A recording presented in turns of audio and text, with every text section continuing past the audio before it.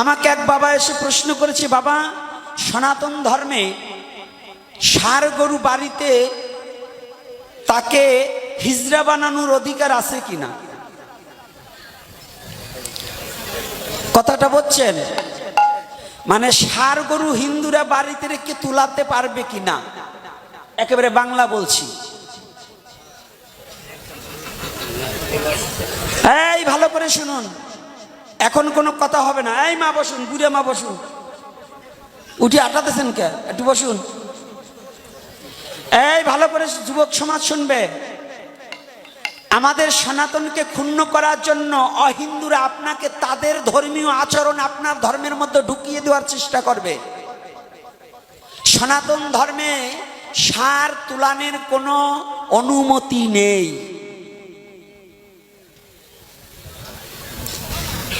ষাঁড় গরু তুলালেও আপনি পয়সা পাবেন, না তুলালেও আপনি পয়সা পাবেন। কথাটা ভালো করে জানুন। যারা সনাতন ধর্মে জন্মগ্রহণ করে দুটো সামান্য পয়সার লোভে যারা এহেন কর্ম করতে চায়, তারা ধর্মবিরুদ্ধ কাজ করছে, তারা ধর্মের সপক্ষে কাজ করে না। এবং আপনাদেরকে আমি চরণে হাত রেখে বলছি, যারা এগুলো করেন তারা এখনো সময় আছে, তারা ফিরে আসুন। না হলে একদিন আপনি আজকে গরু তুলাচ্ছেন, আপনার প্রজন্ম ওই গরুর মাংস খাবে। কারণ আপনি যে অন্যায় করতেছেন, ওই গরুর প্রতি আপনার প্রজন্মের লোভ লালসা হয়ে একদিন ও গো ভক্ষণকারী হবে। এজন্য আপনি এটা থেকে ফিরে আসুন। সনাতন ধর্মে গরুকে বাড়িতে পুরুষত্বহীন করার অধিকার নেই। আর যদি যারা বলেন যে আছে, ওদের ছেলেকে ধরে ধরে ওই পুরুষত্বহীন করে দেওয়া উচিত। তাহলে বুঝে দেখ কেমন লাগে। একটা ষাঁড় গরু, সে পূর্ণাঙ্গ জৈবন নিয়ে আসছে, তার জৈবন বিহীন করার অধিকার কারো। এই কথা বলেন না, আছে কি নাই? একটু জোর কি কমে গেছে নাকি? না আপনারা ওই অকাম করেন তো? অকাম না করলে সাহস নাই কেন কথা বলা? আপনার ধর্মীয় ব্যাপারে আপনি জেনে রাখবেন, যার যার ধর্মের ব্যাপারে। আপনার আমাদের পার্শ্ববর্তী একটা ধর্ম আছে, ইসলাম ধর্ম। ইসলাম ধর্মের ধর্মীয় ব্যাপারে কোন হিন্দুদেরকে ডেকে তাদের ধর্মীয় বিচার করে নাকি? এই করে? তাই আপনি কেমন হিন্দু? আপনার ধর্মীয় বিচার এমনি গ্রামী সালিশে হিন্দু মুসলমান সবাই মিলে দরবার বৈঠক করতে হয়, কারণ এটা আমাদের সামাজিক ব্যাপার, এটা করা যায়। কিন্তু ধর্মীয় ব্যাপারে, আপনার ধর্মের ব্যাপারে একজন মুসলমান কি জানবে? সে তার ধর্ম সম্বন্ধে জানে। আমি হিন্দুর ছেলে, আমি একজন ইসলাম ধর্ম সম্বন্ধে কি জানতে পারি? ওটা তার আলেম জানে ভালো। তা যদি আপনার সনাতন ধর্মের কোনো বিচার হয়, এটা আমাদের সনাতন ধর্মের বিদগ্ধ ধর্মীয় দৃষ্টিকোণে যে সাধু মহন্ত আছে, ব্রাহ্মণ বৈষ্ণব আছে, তাদের কাছে যাবেন, এটা আমি বলে দিচ্ছি। কিন্তু যারা সনাতন ধর্মে জন্মগ্রহণ করে ধর্মীয় ব্যাপারে অন্য ধর্মের লোককে টানে, জানবেন ওই লোকের মতি মতলব ভালো না, ওর রুচি ভালো রুচি না, ওর কুরুচি ভাবাপন্ন ব্যক্তি। কারণ ধর্মীয় ব্যাপারে আমার ধর্ম সম্বন্ধে পৃথিবীর অন্য ধর্মের লোক কিছুই বুঝবে না, আর আমিও তার ধর্ম সম্বন্ধে কিছু বুঝবো না। কারণ যার যার ধর্ম সম্বন্ধে সে ভালো জানে। কি বাবা, মুসলমান বাবারা যারা আছেন, না মিথ্যা বলছি বলুন? একজন আলেম যা জানে, আমি যত জানি, আমি কি জানি? আলেমের কাছে আমি কিছু না। আলেম মানে জ্ঞানী, তার কাছে সে জ্ঞান অতীব জ্ঞানী। আমার স্বধর্মের পণ্ডিত বর্গ যা জানে, একজন আলেম তার কি জানে? কিছু জানে না। এজন্য যার যার ধর্মের বিচার তার তার ধর্মগুরুদের দ্বারা করিতে হইবে। কিন্তু সনাতন ধর্মে জেনে রাখবেন, আপনাকে আর একটা লজিক দিয়ে দিচ্ছি, আপনি জেনে রাখবেন, আপনি ভাই ভাই দ্বন্দ্ব যদি পাশের বাড়ির অন্য একজনকে ডেকে আনেন, সে যাতে আপনার ক্ষতি হয় এইটাই ব্যবস্থা করবে, সে আপনার মঙ্গল কোনোদিন চাবে না। তাই আপনার ধর্মীয় ব্যাপারে যদি অন্য ধর্মের লোককে ডেকে আনেন, আপনার ধর্মের যাতে ক্ষতি হয় ওইটাই ব্যবস্থা করবে। যে হিন্দুই হোক আর মুসলমানই হোক, বৌদ্ধ হোক আর খ্রিস্টান হোক, আপনার ভালো হয় এইটা করবে না। এইটা ব্রেনে ঢুকাতে হবে। এইটা যে জাতির নাই, এজন্য আমার গুরু চার ঠাকুর বলছে, যে জাতির দল নাই সে জাতির বল নাই। দলবদ্ধ হতে হবে। আর এমন দল করবার চাই না যে কিলে কিলি করে মরে। এই কিলে কিলি বাদ দেন। এই কিলে কিলি কিন্তু ধর্মের অঙ্গ না। আজকে কিন্তু ভাগবতের কথার চেয়েও আমি এই কথাটা বেশি বললাম। এই কথাটা বলার উদ্দেশ্য, আজকে একটু সময় বিকেলে বেরিয়েছি, তার মধ্যে সবাই খালি অবজেশন করে। আমাদের আজকে অবজেশন থাকবে কেন? এই সনাতন ধর্ম এত বড় পবিত্র ধর্ম, এর আবার কিসের অবজেশন? অবজেশন আমার আপনার অপবিত্রতার কারণে। কি কষ্ট পাচ্ছেন নাকি আমার কথাটায়? কি বাবা, কোনো সমস্যা হচ্ছে না? এই কথাটা কি মিথ্যা হয়েছে বলুন?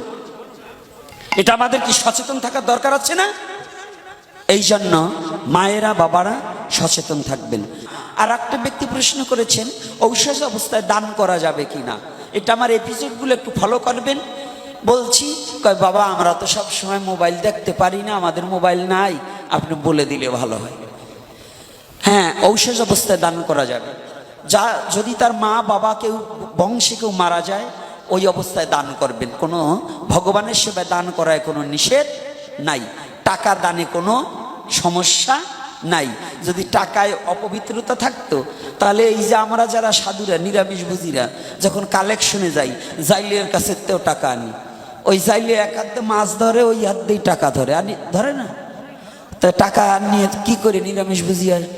তাহলে তো এই যে যারা নিরামিষ ভুজি, ওই মৎস্য ভুজিতে এই সুইসটা বলি না, হ্যাঁ এই সুইসনা কথাটা, হ্যাঁ পবিত্রতা রক্ষা করা ধর্ম, কিন্তু একটা সবজি বানাই দিলেও যারা বলে এই ও মৎস্যভুজি ছুইলে ভগবানের সেবায় দেওয়া যাবে না, তার কাছে আমার প্রশ্ন, তাদের কাছে টাকা আনো, তাই নিরামিষ বুঝি টাকা চাইয়ে আইনো। টাকায় কোনো নিরামিষ আছে নাকি? হ্যাঁ, কি টাকায় কোনো নিরামিষ আছে? টাকা মাছ ধরতেছে, মাংস বিক্রেতা ধরতেছে, ধরে না? বাজারে মাংস বিক্রেতা যারা হিন্দু হোক আর মুসলমান হোক, ওরা কসাইরা কি টাকার বিনিময়ে কাজ করে না? তো যে হাতে মাংস ধরতেছে সেই হাতে টাকা ধরে না? তাহলে এজন্য আমাদের একটা নিয়ম আছে, কি টাকা পয়সা বাজার থেকে ধরে আসার পরে সরাসরি ভগবানের ভোগ মন্দিরে যাওয়া যাবে না। কেন যাবে না? হস্তপদ প্রক্ষালন করে কাপড়টাকে একটু পরিষ্কার হয়ে তখন মন্দিরে, গর্ভ মন্দিরে প্রবেশ করা আমাদের বৈধতা। কষ্ট পাবেন না কিন্তু, নাকি? কথা আমি অল্লিজে বলছি নাকি? এজন্য এত ছোঁয়াই সেবাই না ধরে আপনারা মানুষকে একটু ভালোবাসার শিখতে হবে। আমার দুঃখ, আমার এক বাবা এসে বলছে আমাদের এখানে তো অনেক বৈষ্ণব, বেগাশ্রিত বৈষ্ণব, এই 3 দিনের পাঠে একজন বেগাশ্রিত বৈষ্ণব দেখলাম না। মানে এগুলাই হরিকথা শোনে না, মানে ওনরাই ভগবান হয়ে গেছে, ওনরাই ভগবান হয়। আর এক বাবা বলছে যে বেগাশ্রিত বৈষ্ণবের বলে একাদশী নাই। ওরে চৈতন্য গোসাই, বেগাশ্রিত বৈষ্ণবের একাদশী নাই? এই বলছে কোন জায়গায়, কোন শাস্ত্রে আছে বৈষ্ণবের একাদশী নাই? একজন বৈষ্ণব যদি দেখাতে পারে যে বৈষ্ণবের একাদশী নাই, বলছে পুরীতে। আরে পুরীতে জগন্নাথ দেবের একাদশী নাই, মানুষের আছে। ভগবানের কোনো একাদশী করতে হয় না। এজন্য চরণে হাত রেখে বলি, জগন্নাথের সাথে তুলনা করে আপনাকে ভগবান সাজাবেন না। কারণ যারা নিজেকে ভগবান বলে দাবি করতে চান, এটা মহাপাপ। তাহলে আমার যুক্তিটা আসুন, এই যুব সমাজ ভালো করে জানবে, যে বৈষ্ণবরা বলবে যে জগন্নাথের একাদশী নেই, আমরা ওই জন্য একাদশী করি না, বলবো তো জগন্নাথের তো হাত পাও নাই, তোমারগুলো একটু কাটি দেই। কি জগন্নাথের একাদশী নাই বলে তোমার নাই? তাহলে জগন্নাথ কি হাত পা আছে? এই আছে? তাহলে কি ওনারও তো তাই হতে হবে? বাধ্যতামূলক 8 থেকে 80 বছর পর্যন্ত একাদশী বৈধ। সনাতন ধর্মে যারা জন্মগ্রহণ করেছি, যারা মানে না তার ব্যাপার আলাদা, ধর্মই মানে না। কিন্তু যারা একটু ভগবানকে ভালোবাসার ইচ্ছা আছে, যারা সত্যিকার সদ্গুরুর চরণে আশ্রিত হওয়ার ইচ্ছা আছে, যারা ভগবানের ভজন করার ইচ্ছা আছে, আর কিছু না পারলেও অন্তত একাদশীটা, তুলসী গাছে একটু জল দান, তুলসী প্রদক্ষিণটা, এটা যেন ভুলি না। আমি আজকে বকাবকি করলাম না। কি বকাবকি করছি? হ্যাঁ, আজকে একবারে ঠান্ডা ভাবে বলছি না, সেতিও নাই কিন্তু। কিন্তু এই ঠান্ডা মাথায় বলায় কিন্তু কারো কারো ফাইটিয়াস, বুঝেন নাই? তো ফাটলেও কিছু বলবার কায়দা নাই। এই যুব সমাজ, আমার একটা দাবি রেখে যাই, সময় আর বেশি নাই, আর বেশি সময় আলোচনা করব না, তবে তার মধ্যে একটা দাবি রেখে যাই। যুব সমাজ না জাগলে, যুব শক্তি জাগলে পরে ভাঙবে জাতির ভুল, বর্ণ বিভেদ মুছে ফেলবি পাবি ধর্মের মূল। যুব শক্তি জাগলে পরে ভাঙবে জাতির ভুল। আমি নর নারী সবাইকে একটা অনুরোধ করে যাচ্ছি, জাতিহিংসাটাকে দূরীভূত করে দিয়ে আমরা মহাপ্রভুর আদর্শটাকে গ্রহণ করে আমরা সবাইকে হরি নামে উদ্বুদ্ধ করে আমরা সনাতনী, এটাই আমাদের একমাত্র পরিচয়। কে মেথর, কে মুচি, কে চন্ডাল, কে কামার, কে কুমার, কে নমো, কে বাবন, ইয়া দেখার সময় নাই। আমরা সনাতনী। তবে কাউকে ছোট করে দেখার অধিকার আমাদের নাই। সবাইকে ভালোবাসা দিতে হবে। হবে কি নাকি? মনে থাকবে তো? কত বাজে আগে দেখে নই, খালি বাজাইলে তো কাজ হবে না। কাছাই গেছে, আর বেশি সময় আমরা আলোচনা করব না। যদি আমার কার্ড প্রয়োজন থাকে তারা কার্ড নিয়ে যাবেন। আজকে একটা কথা বলি শুনুন, আপনারা ছাড়া আমার কেউ নেই। যতই রাগারাগি করি, যতই বকাবকি করি, আর যতভাবেই কথা বলি, আপনারা ছাড়া বিশ্ব জগতে আমার কেউ নেই। আমি আপনাদের কাছ থেকে 2 টাকা 5 টাকা যাই নেই, এটা আমার মন্দিরের দু একটা অসহায় ছেলে পেলে লেখাপড়া করাই, ওদের রাখি, এই ছেলে মেয়ে নিয়ে খেয়ে বেঁচে থাকি এই আপনাদের মধ্য দিয়ে। তাই পাঠের মধ্যেই বলুন আর যেখানেই বলুন, অনেক জায়গায় আজকাল একটা কমিটির একটা, কিছু কিছু জায়গায়, সব কমিটি না, এরা একটা ভালো একটা ব্যবসা খুলেছে। কিটা বলে দেই, এই কথাটা ছেড়ে দেবে বাবা ইউটিউবাররা। এই ব্যবসাটা কি জানেন? নামযজ্ঞের কমিটি এরা কি করে,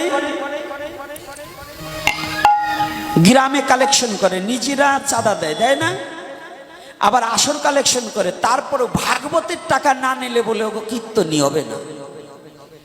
কিছু কিছু জায়গায় বাংলাদেশে আজকাল ভাগবত পাঠকের এই পুনামির টাকাটা ওরা রাখিয়ে দেওয়ার চেষ্টা করে, অথচ দেখা যায় নাম শেষে 2 লক্ষ টাকা থেকে যায়, ওইটা ওরা সুদে লাগায়, কারবার করে, বেচা কেনার সুদের কারবার করে, তাতে কোনো ক্ষতি নাই, কিন্তু ভাগবতের টাকা রাখতে হবে। কিন্তু ভাগবতের এই 2-1 টাকা, এটা হলো পুনামি টাকা, এইটা রাখা কমিটির বৈধ নয়, এটা কমিটির বৈধ নয়, পুনামি টাকা। এজন্য 2-3 জন 2-3 পাশে যাবে, পিছনের তো শুরু করে আসবে। এইবার আপনারা যেমন যার যার যেমন আছে সে সেইভাবে দান করবে। জয় শ্রী রাধে। আর একটা কথা বলতে চাই, কেউ উঠবে না এবং কথা বলবে না। আজকে নৃত্যও হবে এবং আরো কথা হবে, নাকি? কথা বলবো আর একটু, না বলবো না? যে প্রশ্নগুলো ছিল উত্তর কি হলো? উত্তর হচ্ছে কি না?